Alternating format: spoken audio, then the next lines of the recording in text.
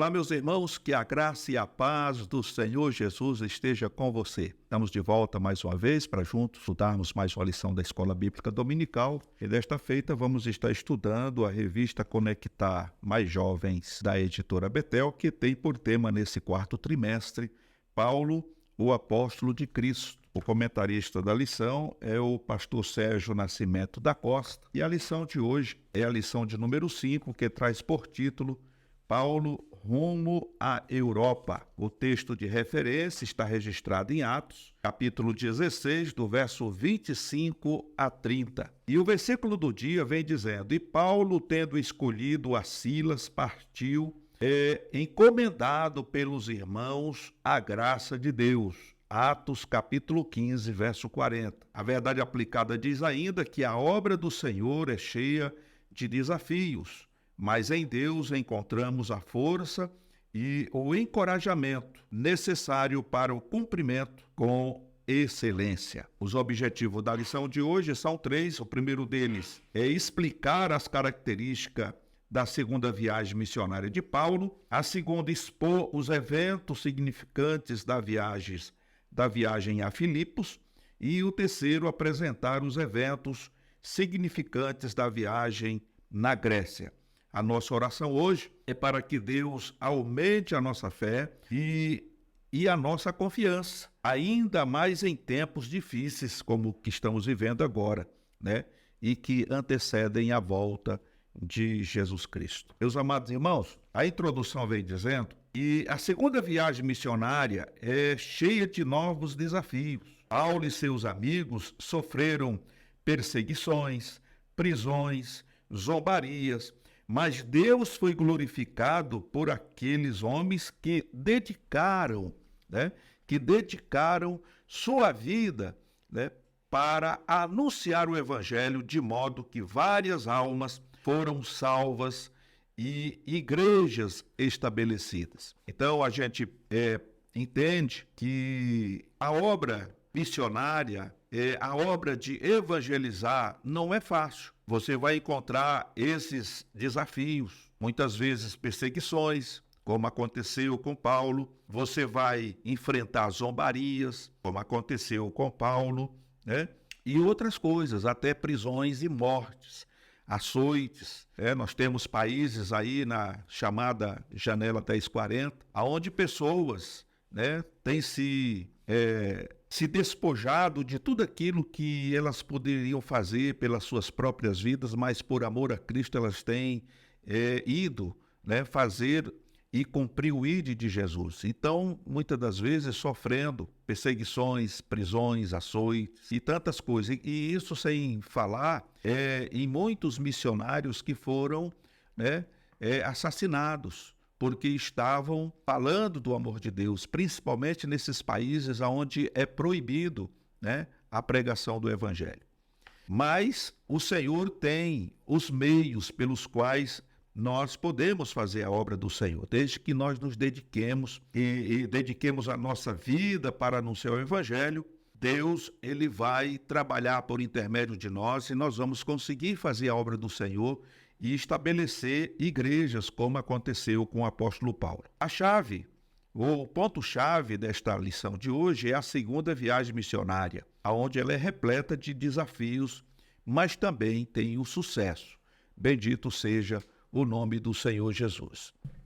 A segunda viagem missionária, conforme nós vemos aqui no primeiro tópico, a segunda viagem missionária de Paulo é caracterizada por desafios, discordância entre Paulo e Barnabé, prisões e perseguições, mas também é cheia de frutos, de modo que várias almas se rendem aos pés do Senhor. Paulo sente que deveria visitar as igrejas estabelecidas na primeira viagem, para ver como estavam os irmãos, conforme está registrado em Atos, capítulo 15, versículo 36. Barnabé sugere que levem João Marcos, Atos, capítulo 15, 37, mas Paulo não concorda, pois João Marcos não permaneceu até o fim da primeira comissão, conforme está registrado em Atos, capítulo 15, verso 38. A divergência entre eles fez com que se formasse dois grupos missionários de frentes distintas. Os cristãos nem sempre concordam em tudo, mas as diferenças podem ser minimizadas quando aceitamos a diferença do outro.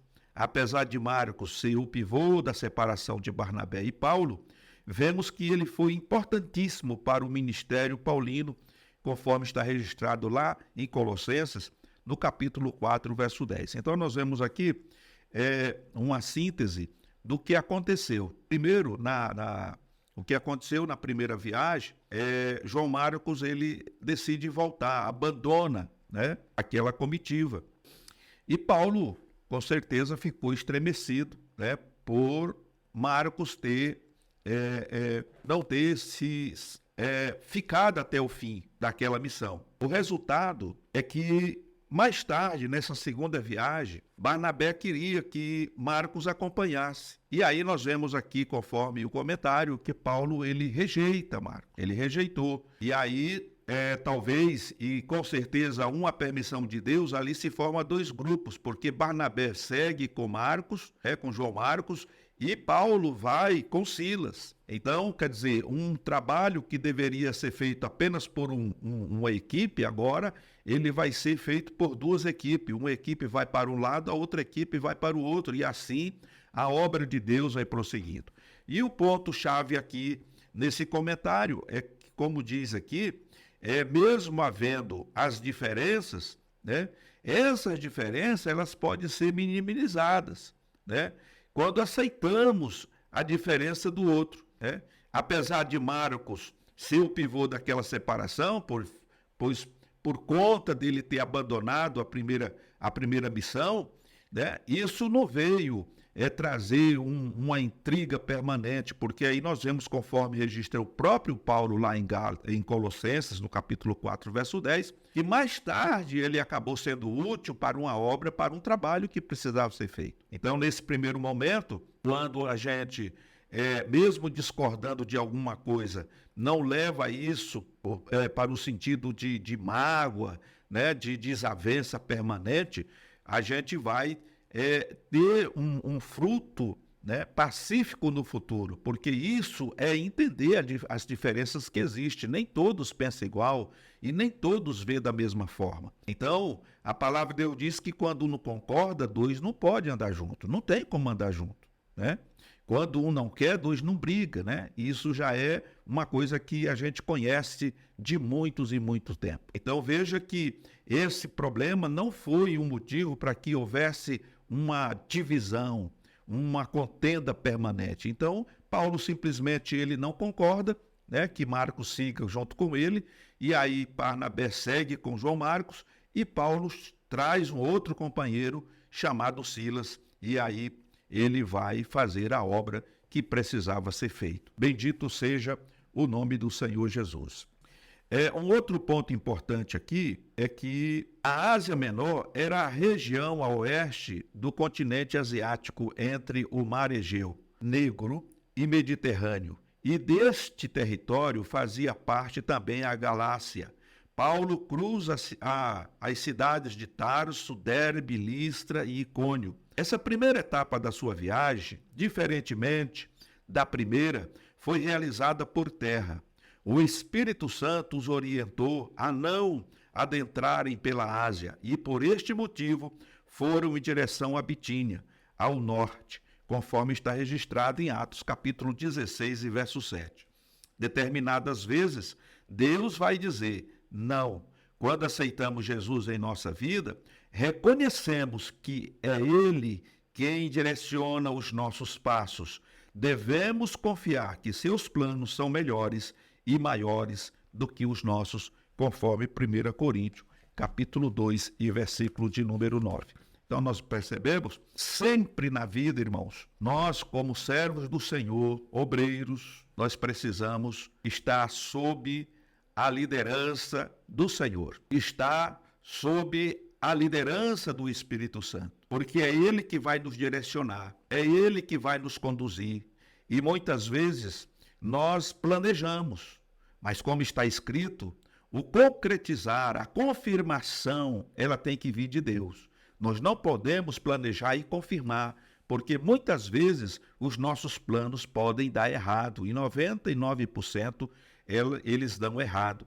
Mas quando nós estamos fazendo a obra de Deus, né, debaixo dessa economia, debaixo dessa submissão ao Senhor, então nós temos 100% de certeza de que aquilo que estamos fazendo vai dar certo, porque é o Senhor que está no controle de toda a situação.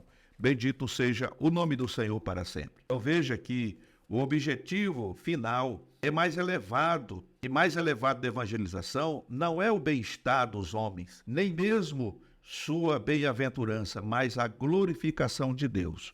Então esse é um ponto de reflexão, e nem sempre as coisas vão sair como a gente quer, e nada que vamos fazer tem que ser 100% positivo, de que nós vamos estar num conforto,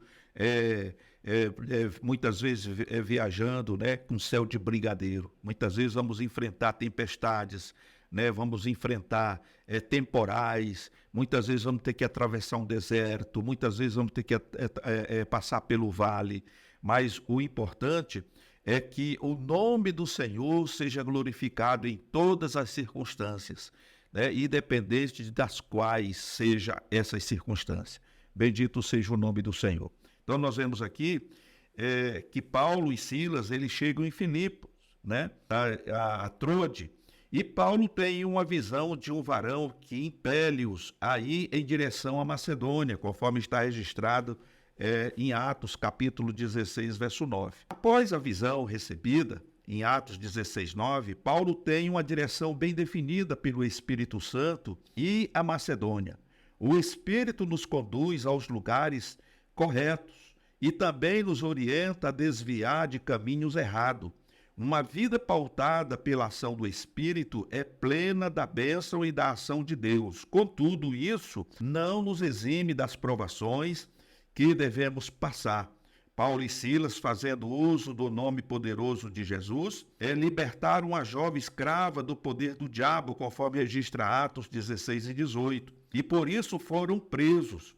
Mas no cárcere, Deus enviou um tão grande terremoto que os libertou, conforme registra Atos 16, 26. Deus pode ou não nos livrar do cárcere ou da cova dos leões, mas permanece sempre conosco em todas as adversidades e tribulações. Então veja que nesse episódio que está registrado em Atos, né, conforme falamos aqui a referência, Atos capítulo 16, 18, nós vamos ver que existia ali uma moça, né, uma jovem possuída por um espírito, e todos os dias aquela moça ficava profetizando, dizendo que aqueles homens que anunciavam o evangelho eram servos do Deus vivo. E Paulo se incomodou com aquilo e repreendeu aquele espírito. E aquela moça era controlada por algumas pessoas que ganhavam dinheiro às custas dela. E por conta disso, Paulo e Silas foram lançados na prisão, né, foram presos. Mas,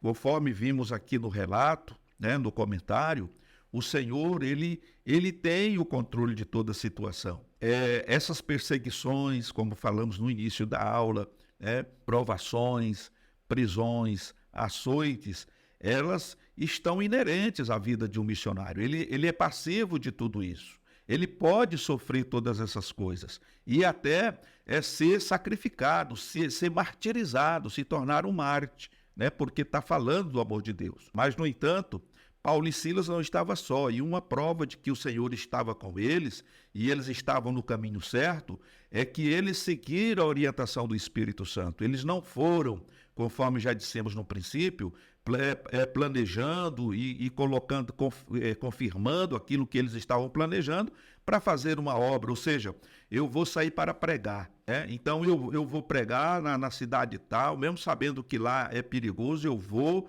sem ter uma direção de Deus. Muitas vezes o Senhor não quer que você vá para lá, e muitas vezes o Senhor quer que você vá exatamente naquele lugar, né? E aí você não quer ir, você quer ir para outro lugar, né? Um lugar mais tranquilo, e o Senhor quer que você vá, né, lá no fogo, onde está aquele povo lá. E é exatamente isso que acontece.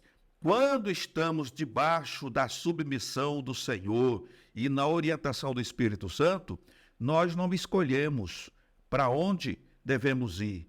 é o Senhor que nos dirige e nós simplesmente aceitamos e fazemos aquilo que deve ser feito. Pregar o evangelho, libertar aqueles que estão oprimidos pelo inimigo, enfim, independente de que alguém goste ou deixe de gostar. No caso aqui, em questão, Paulo repreende, liberta aquela jovem daqueles espíritos imundos que fazia ela adivinhar as coisas, e por conta disso, eles foram parar na prisão.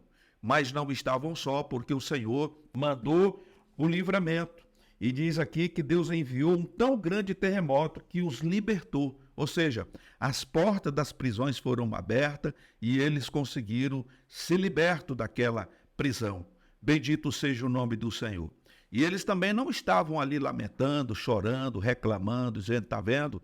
A gente podia ter deixado aquela moça em paz, né? Poderíamos ter nos afastado. Não, irmãos, quando o Senhor dá o poder, quando Ele dá autoridade, ele precisa ser, né, usado.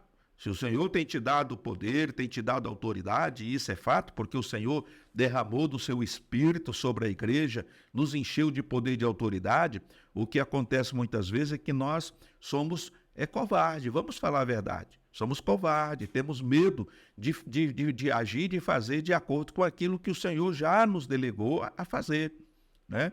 Mas um verdadeiro servo de Deus, uma verdadeira serva de Deus, ele faz a obra de Deus independente de que alguém goste ou deixe de gostar, porque ele tem um compromisso com Deus e Deus tem um compromisso com essa pessoa, com esse servo, com essa serva. Então, quando você se dispõe a fazer a obra, independente das consequências, você simplesmente vai fazer aquilo que o Senhor colocou na tua mão para fazer. Bendito seja o nome do Senhor. Em outro ponto aqui, lá em Troade, Paulo e Silas, Timóteo e Lucas embarcaram em um navio e seguiram para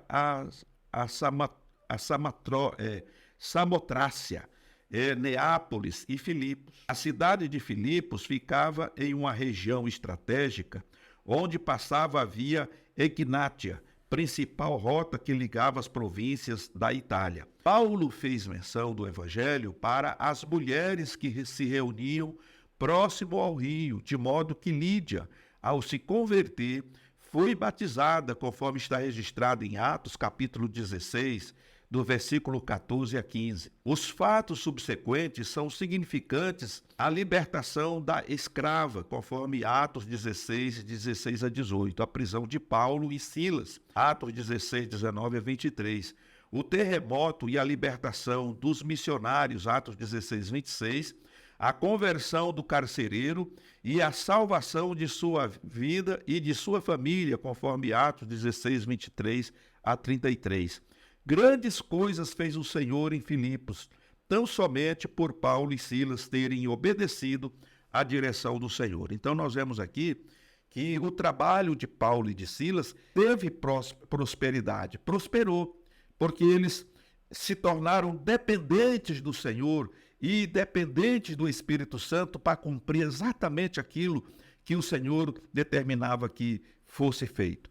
E por conta disso, o carcereiro foi liberto junto com a sua família, Lídia também foi salva, foi batizada e tornou-se ali um ponto de pregação na casa de Lídia e o nome do Senhor foi glorificado, porque dois homens, Paulo e Silas, entenderam a mensagem do céu e obedeceram à voz do Senhor e fizeram exatamente como Deus determinava que fosse feito. Me faz lembrar aqui de Moisés, quando ele recebe de Deus, né, todo aquele projeto para a construção do tabernáculo.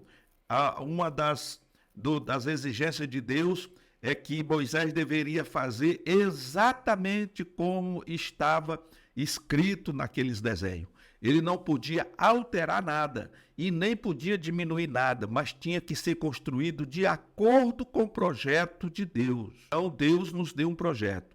Esse projeto é o projeto de evangelizar, mas nós não podemos usar esse projeto e fazer dele a confirmação, porque o Senhor é que vai dar a confirmação. Planejar é do homem, mas a confirmação vem do Senhor.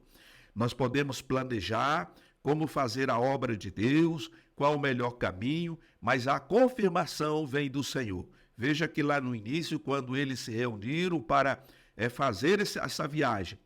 Paulo se opõe à ida de João Marcos, mas isso não foi motivo para que Deus desmanchasse seus planos, porque eu creio que Deus tinha planos não somente para Paulo e Silas e os demais irmãos que estavam juntos, mas também tinha planos para a vida de Barnabé e João Marcos, conforme nós vamos ver mais na frente. Louvado seja Deus. No terceiro tópico, nós vamos ver aqui que, após os eventos em Filipos, os missionários seguem passando por Anfiópolis, Apolônia, chegando em Tessalônica, conforme está registrado em Atos 17, 1. Tessalônica era uma das cidades mais ricas e gozava de grande influência na Macedônia. Em Tessalônica, Paulo pregou durante 3 sábados consecutivos a crucificação e ressurreição de Cristo nas sinagogas, conforme está relatado em Atos capítulo 17, versículos de 2 a 3. De modo que vários judeus e gentios se converteram ao Evangelho. A mensagem da cruz é sempre atual e é o testemunho do amor de Deus para conosco. Após um tumulto na casa de Jason, conforme está registrado em Atos 17, versículos 5, 6 e verso 10, Paulo foi forçado a sair da cidade, de modo que enviaram Paulo e Silas para Bereia. Em Bereia, os bereanos escutavam e checavam as Escrituras e muitos se converteram, conforme está registrado em Atos 17, 13 a 15. Consultar as Escrituras deve ser uma rotina na vida do cristão, ainda mais com as redes sociais, onde existe um cardápio de inúmeras informações, onde muitos se auto-intitulam mestres. Devemos ter cuidado com o que nos oferecem na internet. Então, veja, irmãos, quando eles chegam em Tessalônica, conforme está registrado aqui, e registra aí em Atos 17, verso 2 e 3, ali muitas pessoas foram alcançadas pela pregação do Evangelho. Paulo não perdeu tempo em ficar pregando teologia, mas ele pregava os fatos que haviam ocorrido, na sua época, lá no passado. Paulo, ele era informado pelos apóstolos Pedro, João, Tiago e os demais, que foram testemunhas oculares de tudo o que aconteceu, da vinda do Messias, da preparação, da sua missão, e da sua entrega, da sua crucificação, da sua morte, da sua ressurreição. Então veja que Paulo, ele não inventou um evangelho, ele não chegou lá contando uma fábula, uma história qualquer, mas ele estava pregando tudo aquilo que tinha acontecido, falando do Cristo crucificado, do Cristo que morreu, do Cristo que levou os nossos pecados, apontando para o Antigo Testamento tudo que estava escrito e trazendo essas sombras, que tudo aquilo que aconteceu no passado era figura daquilo que estaria acontecendo no futuro, e ele mostrava, e por conta disso, muitas pessoas foram alcançadas, pelo poder do Evangelho. Mas, pela permissão de Deus, houve essa confusão, na casa de Jason, houve esse tumulto, e por conta desse tumulto, Paulo foi forçado a sair da cidade, e de modo que enviaram Paulo e Silas para Bereia, um outro ponto aonde muitas pessoas ali conheciam o Antigo Testamento, tinha conhecimento ali da Torá, dos livros de Moisés, e agora Paulo começa da mesma forma, mostrando o que estava escrito no Antigo Testamento e trazendo à realidade o que tinha acontecido com a vinda do Messias. E isso foi importante porque esses bereanos, eles não ficavam apenas ouvindo, mas diz o texto que eles comparavam tudo aquilo que estava ouvindo com o que estava escrito. E por conta disso, muitos também aceitaram a Jesus como único e suficiente Salvador, pois diz que eles checavam as Escrituras e por conta disso, muitos se converteram. Então, irmãos, nós devemos ter essa prática. Tem muita gente hoje comendo gato por lebre por não examinar as Escrituras, por não ter um contato com a palavra de Deus, muitas das vezes, irmãos, e eu acredito que na maioria das vezes, as pessoas, elas só pegam a Bíblia quando vão para a reunião no templo, né? Quando elas vão para a igreja e às vezes a Bíblia está perdida. Ficam ali, elas deixam para procurar na última hora e perdem muito tempo tentando encontrar a Bíblia. Onde é que está a minha Bíblia? Você viu a Bíblia? Não, não vi. E a Bíblia muitas vezes está guardada num lugar que nem eles sabem onde está. E muitos levam a Bíblia para o templo e quando vem embora esquece a Bíblia lá no banco. E isso é fato. Tem acontecido muito. Ou então ele já deixa lá porque falou, ó, no próximo culto a minha Bíblia já vai estar aqui marcando o lugar. Então, irmão, é complicado isso aí. Então nós temos que tomar, por exemplo, esses irmãos de Bereia. Eram pessoas que tinham conhecimento, e não só tinham conhecimento, como tiveram o cuidado de ouvir Paulo e Silas e procurar examinar para ver se aquilo que eles estavam dizendo tinha coerência com o que estava escrito. E o resultado é que eles acabaram se convertendo, porque viram que tinha uma ligação muito forte entre as profecias do passado e o que tinha acontecido em Jerusalém naquele presente. Louvado seja o nome do Senhor. E o outro ponto importante para nós aqui é termos cuidado, né? Conforme o comentarista, existe hoje muitos pseudos mestres, pastores, teólogos e etc., e estão enchendo aí, né, as redes sociais, os youtubers, né? O YouTube com mensagens subliminares, né? E isso é perigoso.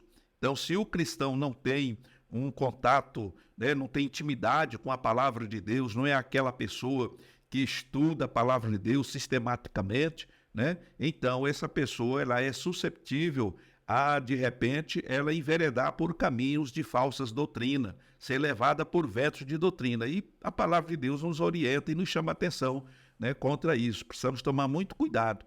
Temos hoje muitos falsos mestres, muitos falsos doutores, muitas pessoas amantes de si mesmo, e eles têm aí uma lábia, têm aí uma língua leve para poder ludibriar as pessoas com palavras, né? E o verdadeiro cristão precisa estar vacinado contra isto. E a forma é ter comunhão com a palavra de Deus, ter comunhão com o Espírito Santo e examinar as Escrituras conforme o próprio Cristo nos orienta. Examinar as Escrituras, porque julgais ter nela a vida eterna e são elas que de mim testificam.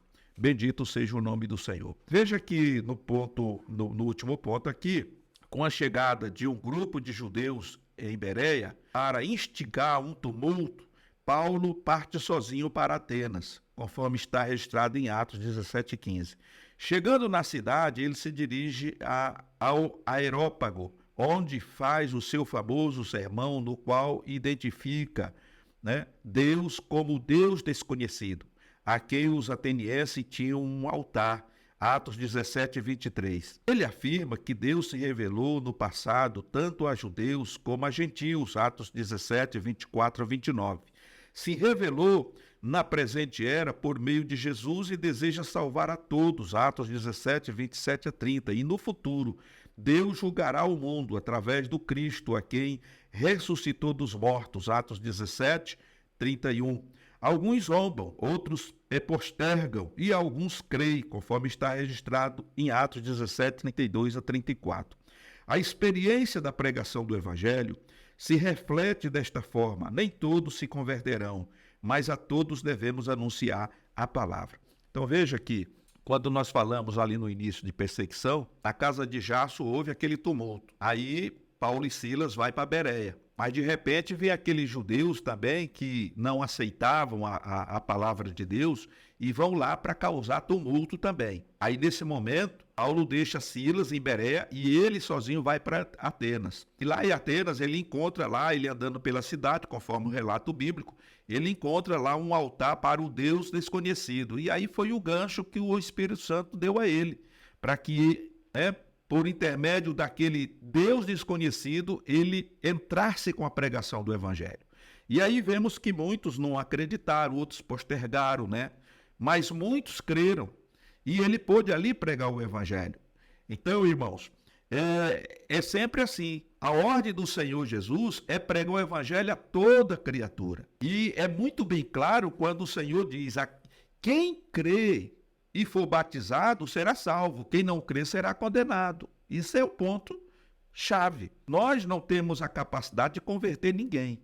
Eu já tenho dito em aulas anteriores, e está registrado na Bíblia, que a nossa função como servo do Senhor é pregar o Evangelho, é testificar, né, do amor de Deus, do sacrifício de Cristo por nós e etc.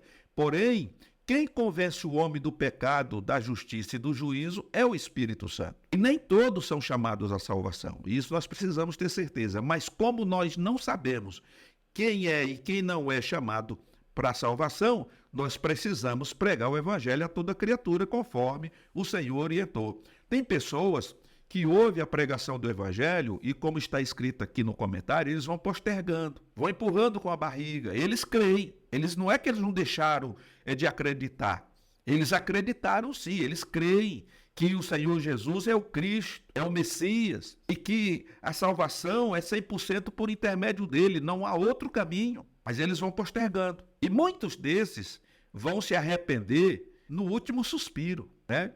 Antes de morrer, muitas vezes, eles acabam se arrependendo dos seus pecados e se convertem.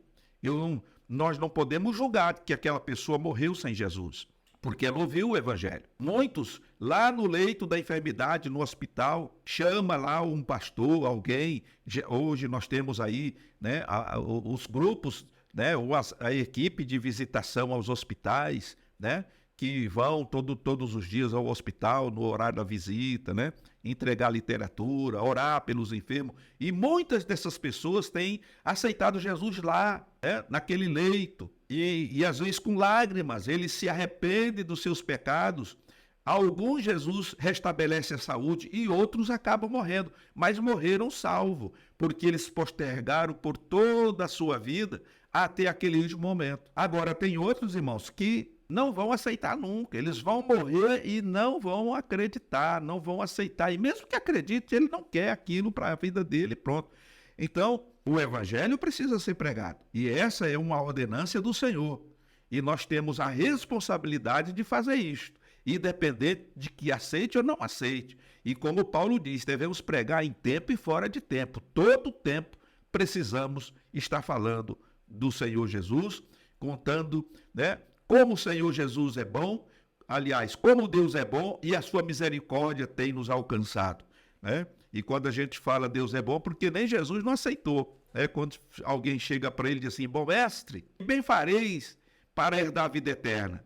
E a primeira resposta de Cristo foi, quem é bom? Bom é só um, e é Deus. Então, nem Jesus se colocou na qualidade de bom ali, tá bom, meus irmãos? Então, Deus é bom, e ele é sempre bom. A sua misericórdia tem nos alcançado, o seu amor é infinito. Não há nem como mensurar o amor de Deus, como explicarmos esse amor. E é fato que na própria Escritura está dizendo assim, Deus amou o mundo. E aí faltou completar, faltou uma resposta para dizer o tamanho, a largura, a profundidade. Nem Paulo não conseguiu isso. Então disseram, de tal maneira. Essa foi a última frase para complementar o tamanho do amor de Deus, porque é algo que é incalculável, é infinito, nós com a nossa mente finita não temos como comparar esse amor. Então Deus é bom, louvado seja o nome do Senhor. E concluindo, irmãos, o Espírito Santo conduziu Paulo e seus amigos, seja guiando para onde eles deveriam ir, seja livrando de caminhos tortuosos. Até mesmo as provações estavam debaixo do controle de Deus. Seja na bonança ou na tribulação, o Senhor nos prometeu que estaria sempre conosco, conforme está registrado em Mateus 28, verso 20. E eis que estou convosco todos os dias, até a consumação dos séculos. Bendito seja o nome do Senhor. Meus amados irmãos, é uma alegria poder estar de volta, né? E compartilhar com você mais esta aula. Que Deus continue abençoando a tua vida, a tua família, e que você sempre esteja buscando estar na direção do Espírito Santo, fazendo a vontade do Senhor, para que o Senhor seja glorificado. E dito isso, eu quero agradecer por essa oportunidade. Se Deus nos permitir, estaremos de volta numa outra oportunidade. Portanto, meus queridos, fiquem todos na paz do Senhor Jesus.